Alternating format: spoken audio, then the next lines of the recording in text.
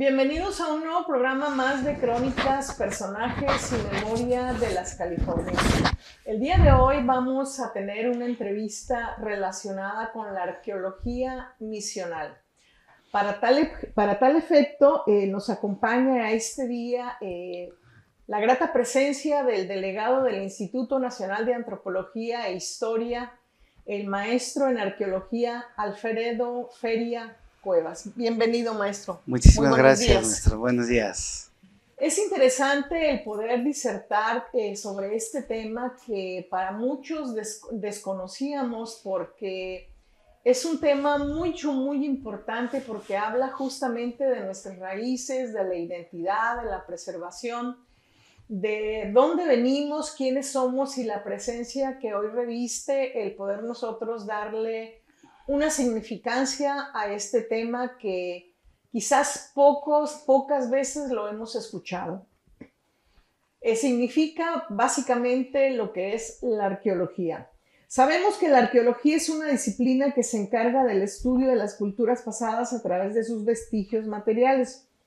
Pero, ¿a qué nos referimos cuando hablamos sobre arqueología misional, maestro? Por favor. Muchas gracias. Bueno, sí, efectivamente la arqueología es una disciplina, es una ciencia que nos permite conocer todos estos procesos sociales de sociedades que ya no existen y que a través de sus restos materiales de lo que nos dejaron, podemos nosotros interpretar cuáles eran las actividades, las funciones, la ideología que estos grupos ejercían cotidianamente. En el caso de la arqueología misional, efectivamente es un tema pues que no se ha tratado mucho en el estado, más sí en otros lugares, en donde podemos nosotros recuperar información sobre las actividades que dejaron los misioneros. Una de las ventajas, a diferencia de la arqueología prehispánica, es que aquí tenemos la fortuna de trabajar con fuentes documentales. Eso nos permite a nosotros podernos apoyar y poder corroborar y generar diferentes tipos de hipótesis que se van a contrastar con las fuentes documentales y poder definir si son ciertas o se refutan las hipótesis, que para eso están hechas, para poder nosotros inferir todas las actividades que a través del estudio de los restos podamos llegar a acciones definidas, ¿no? Y muy concretas. Claro, muy bien.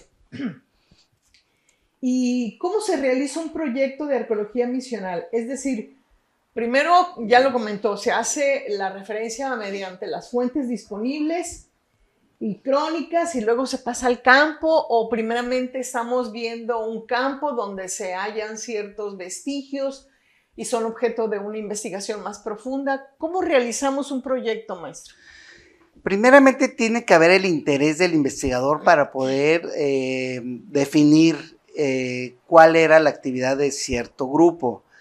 En este caso de las misiones, yo tengo un proyecto activo para poder trabajar la misión de San Javier, empezar con la misión de San Javier. ¿Por qué? Porque es un proyecto muy ambicioso que habla de la arquitectura misional de todo el estado.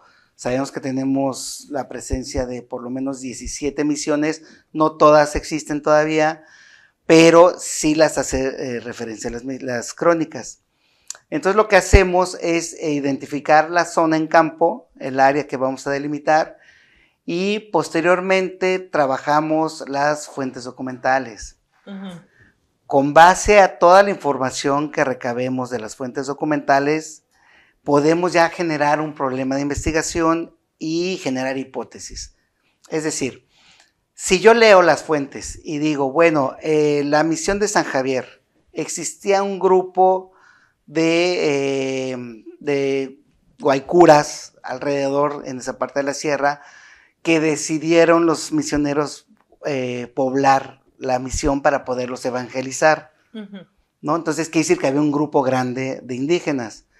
Entonces, el modelo misional, como todos sabemos, pues no nada más es la misión de culto, que es la que nosotros vemos y la que podemos visitar y podemos apreciar. Hablan las fuentes de la interacción que tenían los misioneros con los indígenas. quiere decir que se juntaban a evangelizar a los indígenas, se juntaban para instruirlos en ciertas actividades como era, pues tal vez las hortalizas, el trabajar la piedra, ¿no? El labrar las canteras, el hacer la cal, en fin, muchísimas actividades que tenían, y también un espacio de reflexión, donde ellos pues tenían que catequizar, los mismos misioneros reflexionar, tenían sus momentos de reflexión, y pues para ello necesitaban los espacios, ¿no? Entonces, ¿dónde están esos espacios de las que hablan las fuentes? Pues están enterrados. Están las ruinas ahí enterradas de esos espacios. ¿Por qué? Porque cuando vemos la misión, el espacio que utiliza o la actividad que tiene la misión era de culto nada más. Todas las demás actividades que hablan las fuentes, ¿dónde se ejercían? No se ejercían en la misión. Los alrededores de la misión. Claro, y ahí están enterradas esos espacios, porque no era nada más al aire libre, sino ellos tenían que acondicionar ciertos cuartos, ciertos corredores, donde cocinaban para poder recibir a la gente, ¿no? ¿Dónde está, por ejemplo, el corral donde guardaban el ganado que traían? ¿Dónde está el espacio de cultivo? ¿Dónde está el espacio de bodega? Hay muchos espacios que tenemos que definir y eso lo hace la arqueología. ¿Por qué? Porque ya no existen en pie, pero las ruinas están ahí enterradas. Y eso es lo interesante de la arqueología. ¿Por qué? Porque nos va a definir, nos va a corroborar o no lo que dicen las fuentes. Claro. Porque no todo lo que dicen las fuentes puede ser que sea real, ¿no? Finalmente quien las escribe pues puede tener una visión diferente a lo que realmente está reportando, ¿no? Entonces es muy interesante porque contrasta las fuentes históricas con los restos materiales que dejaron. Y en la práctica, maestro, me comenta de esta misión que se incorporó a su proyecto. ¿De qué forma han encontrado algunos vestigios? ¿Cómo identificar esta zona es propensa? Vamos a escarbar. ¿Cómo se llega a eso? O sea, ¿qué es el parámetro, el indicador que le dice a usted, aquí es donde están enterrados? Primeramente se hace un recorrido y un levantamiento topográfico, un mapeo de todos los elementos que nosotros como arqueólogos podemos identificar como originales. Vuelvo al ejemplo de San Javier. Si vemos el patio a un costado de la misión, pues tenemos unos corredores, tenemos una fuente, tenemos pasillos y tenemos que discernir entre lo que es actual a lo que puede ser lo original. Entonces, primero hacemos un levantamiento y desechamos los elementos actuales. Por ejemplo, hay un muro de piedra que está delimitando el espacio de la misión hacia el exterior, que es donde está el estacionamiento, pues es evidente que es actual. Tenemos corredores de piedra bola que también son actuales, ¿no? Que facilita la visita actualmente. Entonces, desechando eso, hacemos un levantamiento de los elementos que nosotros creemos que son originales y con base a eso podemos nosotros, con un proyecto de investigación, con preguntas muy definidas y con hipótesis, podemos decir, bueno, vamos a identificar primeramente cuál es la parte de las actividades interiores que se desarrollan en la misión, porque debió de haber habido una división entre lo interior con lo exterior. Claro. ¿No? Entonces, lo que yo hice en el 2019, diciembre de 2019, antes de que entrara la pandemia, fue querer identificar cuál era ese muro que dividía esas actividades. Hago un análisis arquitectónico, se hace el levantamiento y posteriormente se proponen las áreas de excavación con una idea muy, muy clara. Era identificar en ese momento ese muro que dividía lo interior con lo exterior. ¿Cómo podemos saber si sí o si no? Porque evidentemente los sistemas constructivos de esa época están muy definidos. Generalmente los muros originales los hacían de una vara que son 80 centímetros, son muros muy, muy anchos, y una vez identificando eso podemos definir si son originales esos muros o no. ¿Qué fue lo que yo encontré en esa excavación? Fue muy, muy pequeña, también los recursos federales son limitados, Claro. ¿no? Y más en esta época. Es cara la investigación arqueológica, pero sin embargo, con la ayuda de toda la población, de parte del municipio, nos apoyó muchísimo, de Loreto, pudimos identificar el muro, hasta dónde corría, y un piso de material que está enterrado, ¿no? Es parte de la ruina, en la parte interna. Cosas que no te lo dicen las fuentes, te dicen que hacían actividades, pero no te dicen dónde están ubicadas las cosas, los elementos. Pues se identifica un piso original del siglo XVIII, ¿no? Con los misioneros. Ahora, algo súper interesante es que sabemos por las fuentes que hubo una gran cantidad de indígenas conversos y otros que no pudieron hacerlos, que no lograron el objetivo de convertir. Sin embargo, también sabemos que la mortandad fue altísima de los grupos. Sí. ¿Dónde están enterrados?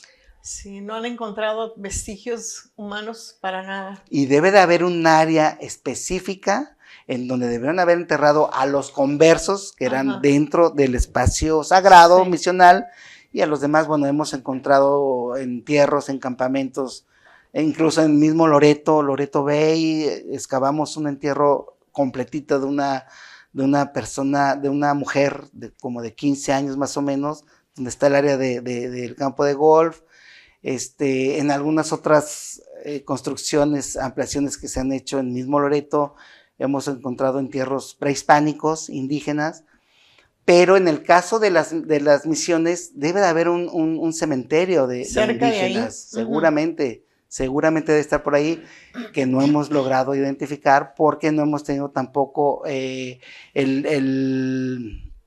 avance para poder proponerlo como objetivo de investigación. Ahorita nos estamos enfocando a la parte de los usos de los espacios internos, ¿no? Sí, excelente. Y poderlos acondicionar para que evidentemente sean visitados. Claro. Sacar las ruinas que están ahí enterradas y poder regresar la misión a sus orígenes, de cómo fue fundada, cómo fue edificada por parte de los jesuitas y posteriormente franciscanos. Seguramente ellos hicieron modificaciones y los dominicos seguramente hicieron modificaciones en la misma misión. Claro. Y eso lo tenemos que identificar. Hay mucha información todavía que no conocemos, ¿verdad? Muchísima, sí. No es nada más lo que ya está escrito, sino que...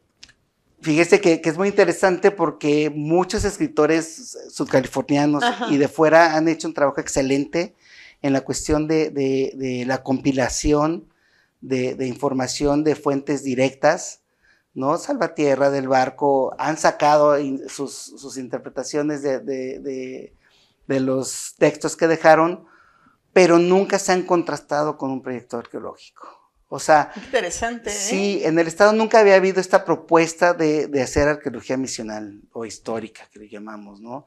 Es el primer intento muy ambicioso, porque se trata de abarcar todo el periodo misional, no nada más el jesuita, y entonces la información es grandísima, pero aparte muy interesante porque es la que se le quiere dar al público. Es como cuando va uno al Templo Mayor o a Teotihuacán, pues la gente visita los espacios originales, ¿no? Se trata de hacer lo mismo aquí. Claro, muy bien. ¿Y qué evidencias y aporte nos puede entregar una investigación de estas magnitudes, aparte de la entrega física a la sociedad en su conjunto? Pues muchísima, porque podríamos estar definiendo pues el tipo el poder interpretar la vida cotidiana de los misioneros. Las fuentes nos hablan de actividades que hacían. Entonces podríamos nosotros identificar todas esas actividades ya en físico, en los espacios. Este cuarto estaba dedicado con base a las fuentes y a la interpretación que le demos y los elementos también que encontremos como artefactos cerámicos. Así es. Puede haber también metal, ¿no? Que nos ayuden a decir, aquí se hacía tal actividad, que dicen las fuentes, ¿no?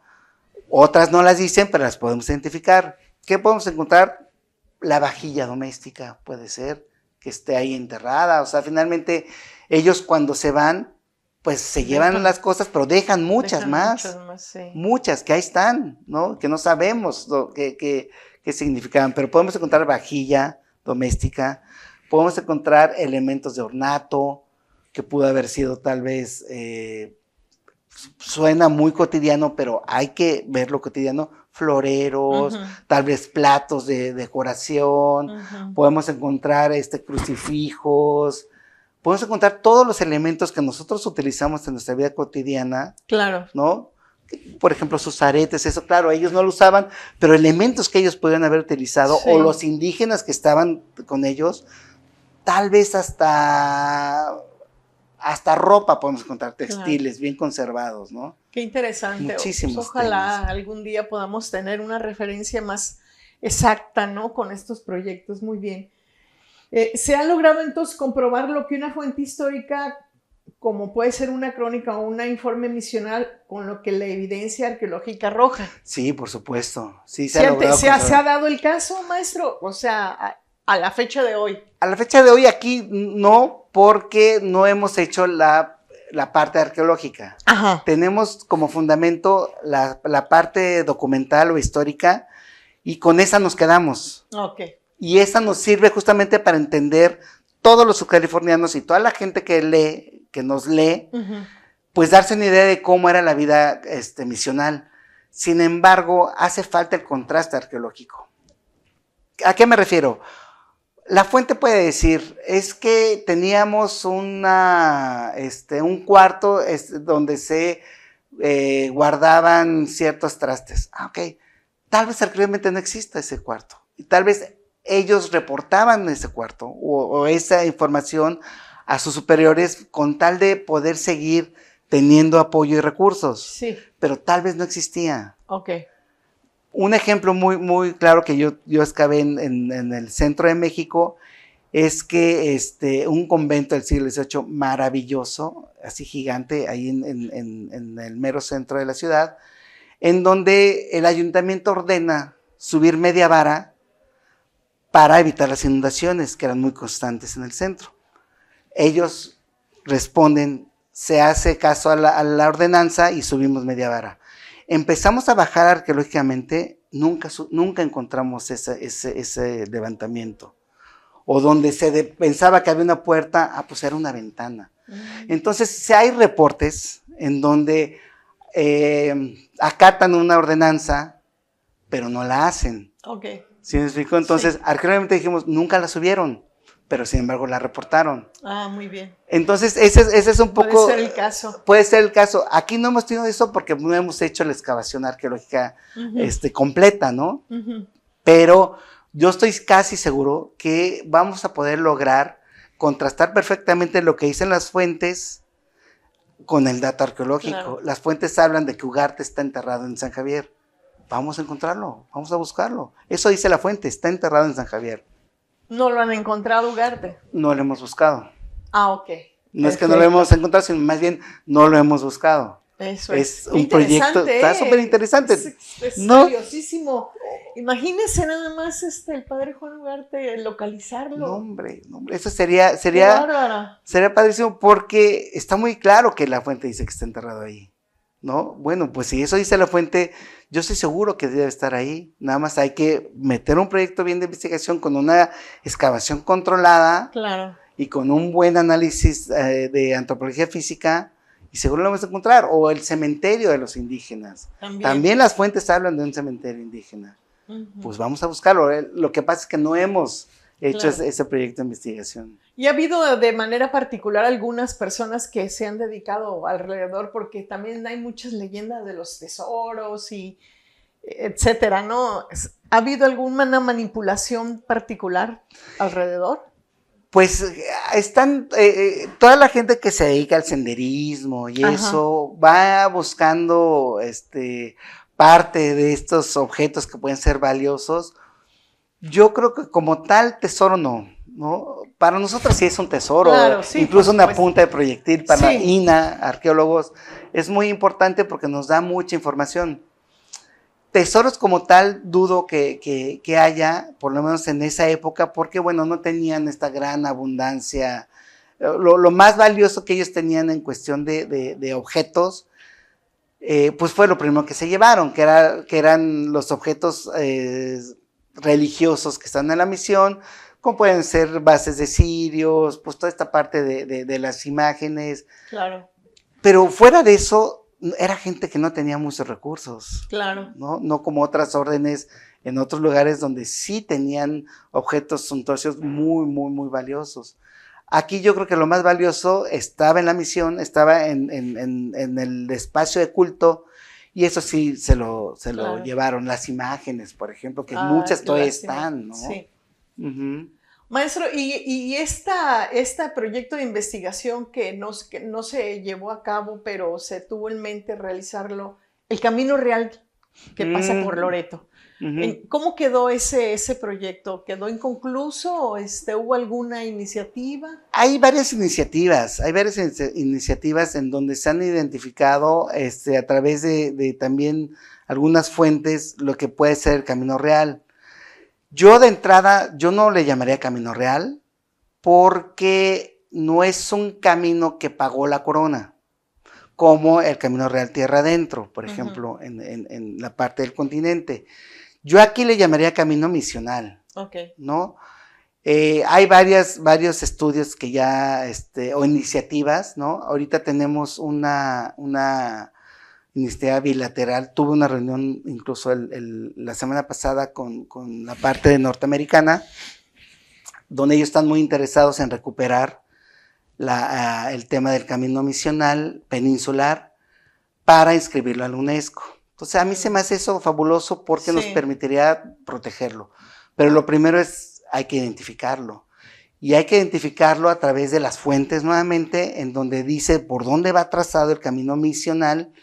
Y una vez que se tenga identificado la traza, irlo a corroborar arqueológicamente, ¿no?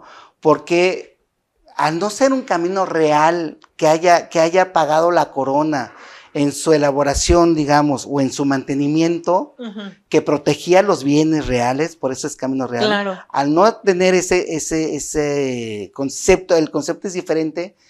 Era un camino misional que permitía que tuvieran contacto las misiones para distribuir productos. Así es. ¿No? Y por seguridad también de los misioneros. Pero no nada más existe el camino misional, sino hay caminos vecinales, hay caminos de tránsito.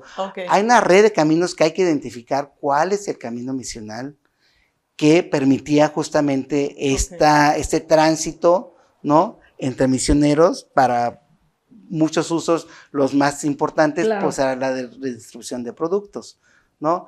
Se tiene identificado, pero sí es necesario empezar por tramos a identificarlo arqueológicamente, porque sí es diferente a un vecinal, por ejemplo, ¿no? Y seguramente eran los que ocupaban los prehispánicos, ¿no? Sí, sí, porque incluso en Ensenada, en la misión de Ferrer, se menciona también que se está trabajando un proyecto de Camino Real. Sí, la iniciativa desde hace muchos años empezó por Baja California, ¿no? Ahí el INAH empezó a trabajar con la parte de los gringos de la Alta California, se separó totalmente, ¿no? Entonces, ahorita actualmente ya hemos tenido contacto con el nuevo director delegado del Centro de Baja California, y estamos con la intención de poderlo reactivar y poder empezar a hacer el expediente para poderlo inscribir a la UNESCO y que esté protegido totalmente por la UNESCO. Excelente. Ya como patrimonio de la humanidad. Claro. Muy bien.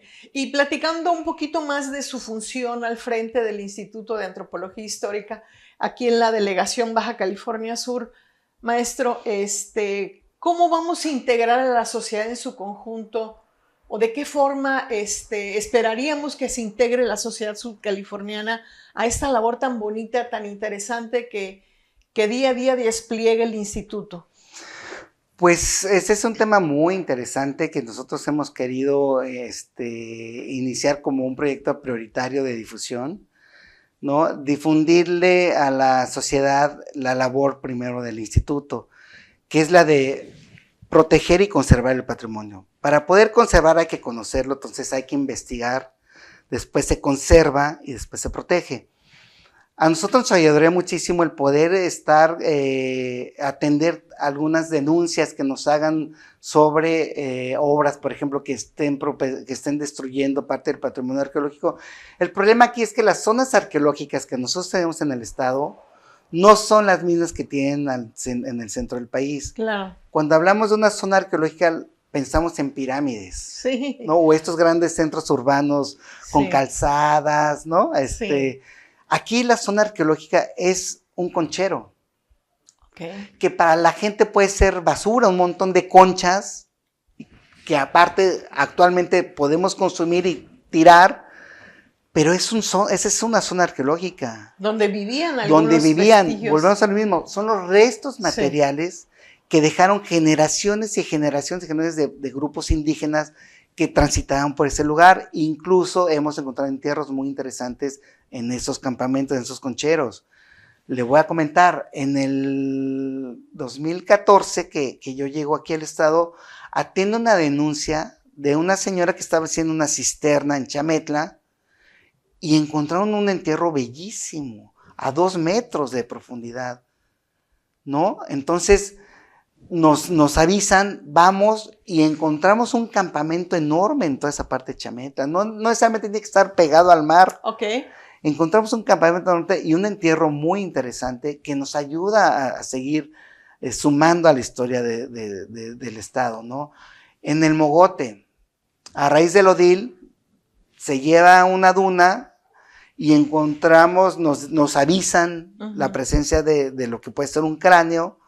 Voy a atenderlo, identifico que sí es prehispánico, al otro día muy temprano voy a excavarlo, estaba cubierto de la marea, esperamos a que bajara y sacamos un entierro completito.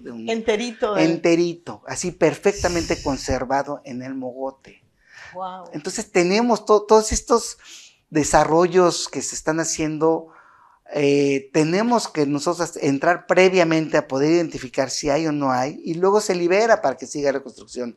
Es muy importante involucrar a la sociedad para que la sociedad primero esté consciente de lo importante que es este patrimonio arqueológico, ¿no? Que en un montón de conchas es un sitio arqueológico en donde nos va a dar muchísima información. Estamos hablando de la presencia más antigua en el estado es de 12,000 años antes de Cristo. Mucho. Muchísimo. Eso nos posiciona al estado, como en otras partes del país, como de las más antiguas. Entonces, cada resto que nosotros identifiquemos suma a esa protección. Entonces, sí tenemos un proyecto de difundir, platicar, involucrar a la sociedad para que ellos también participen y estén conscientes de conservar su patrimonio, avisándonos al instituto. Y nosotros atendemos cualquier denuncia que entre a decir, bueno, es que encontramos esto. Bueno, vamos, registramos. Y a estas constructoras que tengan estos grandes proyectos y más en el litoral, pues tenemos que entrar a hacer el registro previo de que hagan la obra y la obra se hace, pues, ¿no? Sí. Pero sí hace falta involucrar a la sociedad para que sea copartícipe con el instituto para poder saber en dónde podemos intervenir. Maestro Alfredo, la gran mayoría de los que habitamos aquí en La Paz, nos da una nostalgia muy grande el ver, ahora sí que los vestigios de la Perla de La Paz. ¿Qué va a pasar? ¿Se va a derrumbar? ¿No se va a conservar? O sea, ¿qué estado guarda la edificación? Esa fachada, yo tengo entendido que hace tiempo se hizo una dictaminación estructural y por lo que tengo conocimiento está perfectamente consolidada. O sea, no hay riesgo de que se vaya a colapsar. Perfecto. Eso sí, mucha gente dice es que se puede caer. Bueno, ha aguantado todos los huracanes. El trabajo que se hizo está muy bien estructurado, ¿no? Para respaldar la estructura. Para respaldar la estructura. Y a mí, en lo personal, creo que es una huella de lo que era La Paz. O sea, yo veo esa edificación, yo me imagino un puerto donde se manejaban mercancías de primer nivel. Así es. Y ha de haber sido espectacular la ciudad Sí, en no. ese tiempo. O sea, esa estructura es palaciega. Y luego otras edificaciones en fotografías, digo, qué hermosa ciudad era. Estamos hablando de una arquitectura novohispana, ¿no? O sea, totalmente comparable a un Yucatán, un Campeche, ¿no? Entonces, el querer quitar o es borrar un recuerdo de lo que era una gran ciudad, un gran puerto. Claro. ¿No? Lo que se ha intentado ahí es que cualquier proyecto que se proponga para ese espacio se incorpore, integre al mismo, Es ese correcto. pedazo, nada más. No estamos diciendo que continúe con la misma arquitectura, no, puede ser arquitectura moderna, pero sí creo que la gente subcaliforniana merece tener ese recuerdo, Claro. porque al final de cuentas, los jóvenes que llegan ya no se la van a imaginar. Ah, no, para nada. Y ya ni siquiera tampoco tienen la intención de ver fotografías antiguas. Ya se va a perder totalmente, ¿no? Claro. Entonces me parece que ahí la función del INA ha sido muy, muy clara y hemos sido muy enfáticos en que cualquier modificación que se haga en el centro histórico sea más apegada a lo que era antes. Claro. ¿No? De hecho, se va a recuperar también en el edificio de la extinta Torre Eiffel, que estaba ubicada en Arreola y Artesanos, a una cuadra de la Perla de la Paz. El propietario, que es la familia González Canseco, van a volver a través de las imágenes a construir la Torre Eiffel, que era en el siglo XVIII. Y era un edificio bellísimo. Sí, hermoso. Yo vi las fotos, sí. Y yo les preguntaba a la abogada de los arquitectos, oigan, ¿este edificio qué era? ¿No? Y era parte de También una tienda muy importante. muy importante, y el que se recupere lo más apegado a lo que era, pues es recuperar la magnificencia de la Claro, de la pero ciudad. muy interesante porque la iniciativa de la propia familia en aquella época del gobernador J. Mujica, que expropió el edificio que porque era un cochinero, que era un lugar sucio, lleno de animales, que ya no se usaba, lo expropia y el ingeniero Pompeyo Tello lo derriba, pero le dice, espérame un momento, mejor este predio te lo permuto por otro, y le da la manzana que tiene la ETIN 5 de Mayo Isabel la Católica. Okay. La escuela se lo permuta y recupera nuevamente, es por eso que... Pero ya sin el edificio. Ya el edificio ya no existía, pues, ¿no? Pero de cualquier forma la visión es muy interesante de preservar ese patrimonio histórico-cultural de La Paz. Yo aplaudo mucho esa iniciativa del nuevo dueño, si es que así fuera, de querer recuperar. Sí, ya está en construcción, creo que está en construcción, pero creo que está en proyecto, porque tiene que pasar por sí, yo veo que están limpiando y están remozando, pero algo así tenían problemas por los pisos, que en el centro no se puede construir, no sé de qué tantos pisos. Sí, ¿no? por las alturas, respetarlas. Sí, pero bueno, pero ya estaba ese edificio así, pues, pero ojalá que se recupere, mire, de la manera que sea.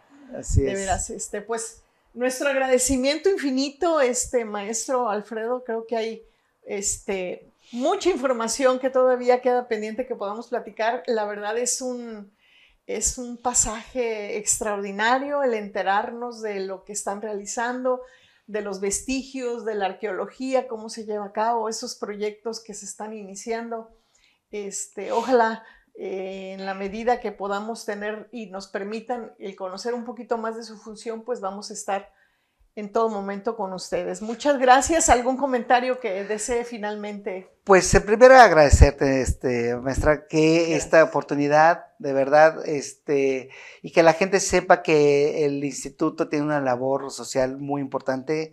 Queremos tener un impacto positivo a la sociedad para que se sienta cobijada por una institución federal que está para proteger, conservar y difundir su patrimonio arqueológico, histórico y paleontológico, ¿no? Porque finalmente es propiedad de todos los subcalifornianos y de toda la nación. Entonces estamos para servirle y con las puertas abiertas para que quieran. Agradecidos, muchas gracias. Muchas gracias a ustedes. Hasta pronto. Hasta pronto.